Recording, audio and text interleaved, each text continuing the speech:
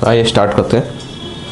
तो हम लोग गॉस लॉ स्टार्ट करने जा रहे हैं। हम लोग एरिया वेक्टर पढ़ चुके हैं, इलेक्ट्रिक फ्लक्स पढ़ चुके हैं और सॉलिड एंगल पढ़ चुके हैं। तो अब हम लोग गॉस लॉ के लिए प्रिपेयर्ड हो चुके हैं, ठीक है।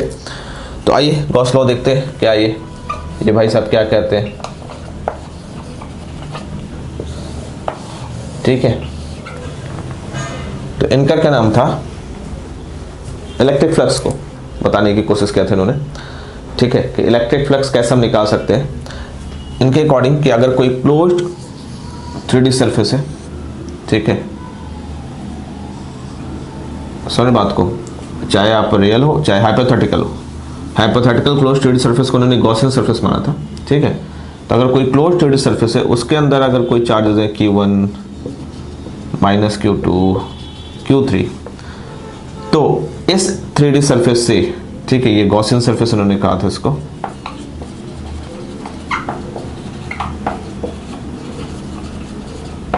इस क्लोज्ड 3D सरफेस से नेट फ्लक्स जो होगा, ठीक है, net flux net electric flux की बात करता हूं, वो नेट चार्ज इंक्लोज्ड, ठीक है। नेट चार्ज इंक्लोज्ड क्या हो जाएगा, इसके अंदर बाहर जो भी चार्ज है उससे नहीं, मतलब Q4 बाहर माइनस Q5 माइनस Q6 बाहर नहीं, नेट चार्ज जो इसके इंक्लोज्ड है, 3D सरफेस है, ठीक है।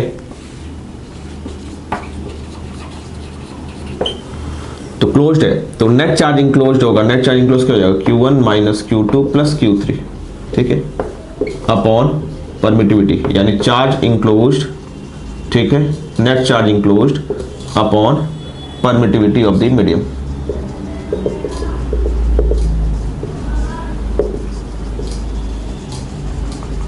ये था इनका क्या नाम कि नेट इलेक्ट्रिक फ्लक्स होगा, ठीक है, वो किसके इक्वल हो जाएगा तुम्हारा, charge enclosed upon permittivity of the medium, ठीक है, net charge enclosed upon permittivity of the medium. कोई कष्ट?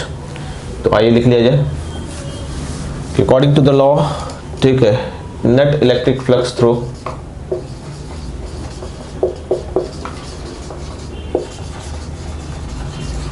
Any closed 3D surface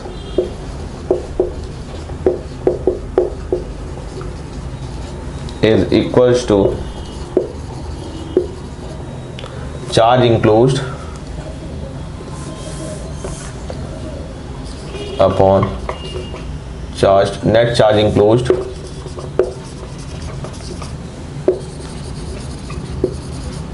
divided by permittivity of the medium।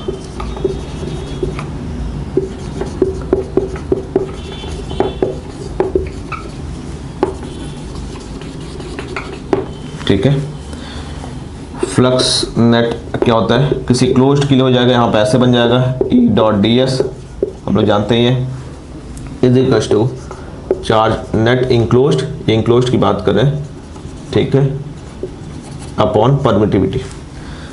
अच्छा, तो ये जो एक्सप्रेशन बना, ठीक, इस एक्सप्रेशन के बारे में थोड़ा सा जानते हैं। ये गॉस लॉ का अकॉर्डिंग था, ठीक, कि नेट फ्लक्स हो जाएगा net charge enclosed upon permittivity,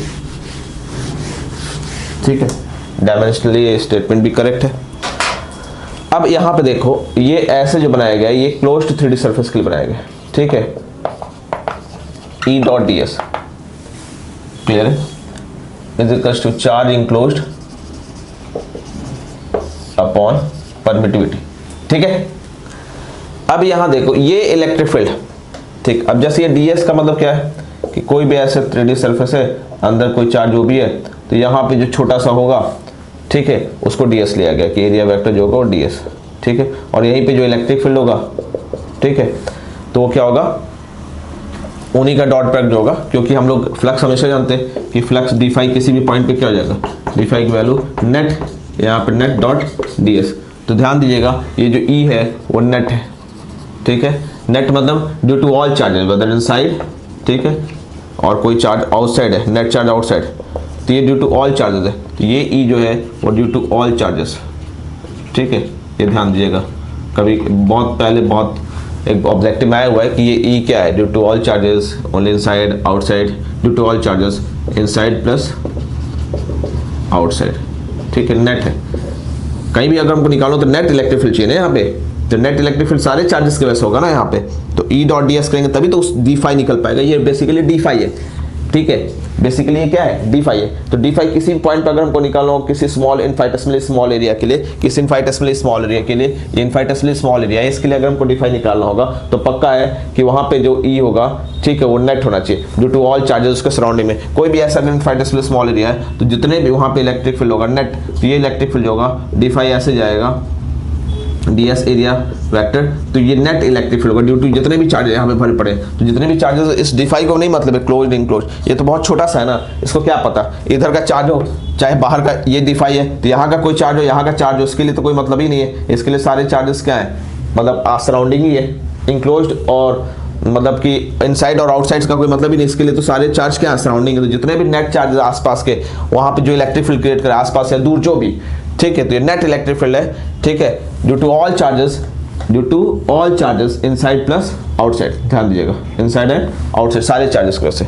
no doubt जब आप इसको इंटीग्रेट करोगे ये पूरे क्लोज सरफेस के लिए, तो बाहर के चार्ज की वजह से नेट फ्लक्स यहाँ पे क्या हो जाएगा, जीरो, ठीक है। नो डाउट जब आप इसको करोगे, मान लो कि अगर हम कोई ऐसा केस लेते हैं, ठीक है,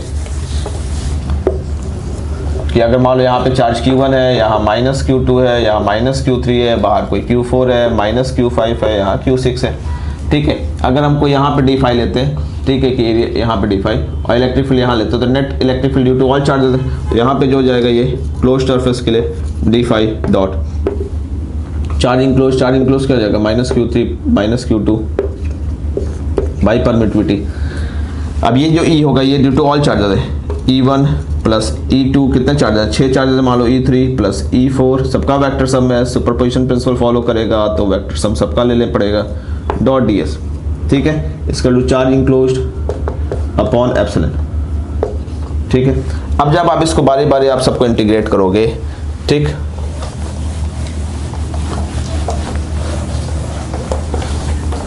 बारी बारी जब आप इसको ओपन करोगे, जैसे E1 को इंटीग्रेट किए डॉट ds, ठीक है, प्लस E2 को इंटीग्रेट किए डॉट ds, ठीक है, प्लस E3 को इंटीग्रेट किए डॉट ds, सबको अगर सेपरेटली इंटीग्रेट करें हम, E4 को इंटीग्रेट किए डॉट ds, ठीक है, फिर E5 को इंटीग्रेट किए डॉट ds, प्लस E6 को इंटीग्रेट किए डॉट ds, ठीक है, पूरे क्लोज सरफेस के लिए, इसका to charge enclosed upon epsilon. जब ऐसा करोगे तो जो बाहर वाले चार्ज, अंदर का तो छोड़ दिए, अंदर से हमेशा ही जैसे निकल ही रहा है इसकी वजह से, तो हमेशा पॉजिटिव ही होगा, इसकी वजह से हमेशा नेगेटिव ही होगा, ठीक है, बताया था ना, फ्लक्स इंटर कर रहा है तो नेगेटिव, इसकी वजह से भी नेगेटिव ही होगा, हमेशा इधर से भी आएगा तो नेगेटिव, इधर से भी आएगा तो नेगेटिव, इसकी वजह से पॉजिटिव, इसकी वजह से नेगेटिव, मतलब किसी एक चार्ज की वजह से देखोगे तो हमेशा ये तो पॉजिटिव है तो हमेशा नेगेटिव अंदर वाले की वजह से, ठीक है। पर बाहर वालों की वजह से देखोगे, जैसे Q4 की वजह से देख रहे हो यहाँ पे, ठीक है, तो इधर से क्रॉस करा है तो यहाँ पे इंटर किया तो नेगेटिव, ठीक है, और इधर से बाहर निकला तो पॉजिटिव, यहाँ नेगेटिव, तो पॉजिटिव नेगेटिव बहुत स्मॉल इनफाइनेटली स्मॉल के लिए क्या हो जाएगा, ऑलमोस्ट ये वाला इसका नहीं, इससे नहीं कटेगा तो किसी और से कट जाएगा, तो कहीं ना कहीं एक तरफ आपका नेगेटिव आएगा, कहीं एक तरफ क्या आएगा, पॉजिटिव। जब आप सम अप करोगे तो क्या आएगा, जीरो। वैसे भी हम बताएं कि बाहर के चार्जेस के वजह से अंदर क्या हो जाता था, थोड़ा पहले भी डिस्कस किए, तो E4 बाहर का चार्ज है उसकी वजह से नेट जीरो आ जाएगा, E5 बाहर का चार्ज जीरो, E6 जीरो, तो जो मेन फ्लक्स मिलेगा हमको अंदर के चार्जेस की वजह से मिलेगा, ठीक है। तो इसी वजह से वो यहाँ जो डिफाइंड फॉर्मूला है वो चार्ज इंक्लोज्ड की बात करता है, ठीक है। पर अब आप कहोगे सर कि तो जीरो ही हो रहा है, तीनों का सम देखा जाए, इन सब का सम देखने की क्या जरूरत है, ठीक है, यहाँ पे E। पर आपको जब डिफाई लिखना है, ठीक है, डिफाई लिखना है तो आप ऐसा थोड़ा कि अगर कोई डिफाई है आप वहाँ पे आपका फिजिक्स के अकॉर्डिंग, ठीक है, आपका स्टेटमेंट करेक्ट है, जब आप डिफाई लिख रहे हो तो ऐसा थोड़ा कि मान लो ये नेट इलेक्ट्रिक फील्ड जो है E1 E डैश जो है E1 E2 E3 का है, ठीक है, और इधर कोई electric field E double dash जो है वो E4 E5 E6 की वजह से, और यहाँ पे एरिया वेक्टर ऐसे है ds, ठीक है, ऐसे है। अब आप कहोगे कि सर इसका तो जीरो ही मिल रहा है, पूरा जब इंटीग्रेट कर रहे हैं, ठीक है, तो हम केवल इसी को लेके चले, ये ड्यू टू क्या है तुम्हारा E1 E2 और E3, और ये ड्यू टू क्या है तुम्हारा E4 E5 और E6, ठीक है।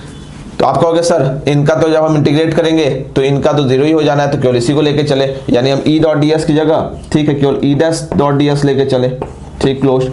नो डाउट आपका रिजल्ट सही आ जाएगा, पर क्योंकि अब डिफाई हमको नहीं बता रहा है कि हमको पूरे क्लोज सरफेस के लिए, अगर हमको अंदर का एक्सप्रेशन देखना है तो ये नहीं बता रहा है कि हमको पूरे क्लोज सरफेस के लिए जाता है, कौन बता रहा है हमको? बाहर का, ठीक है, ये चीज बता रहा है हमको, ये वाला एक्सप्रेशन नहीं बता रहा है कि हमको पूरे क्लोज के लिए देखना है। तो जब हम डी फाई की बात करेंगे तो डी फाई केवल इतने दूर का फ्लक्स बताना चाहिए, इतने दूर का फ्लक्स, इतने दूर का नेट फ्लक्स केवल आप इससे निकालो, इससे निकाल ही नहीं रहे हो तो नेट फ्लक्स आएगा।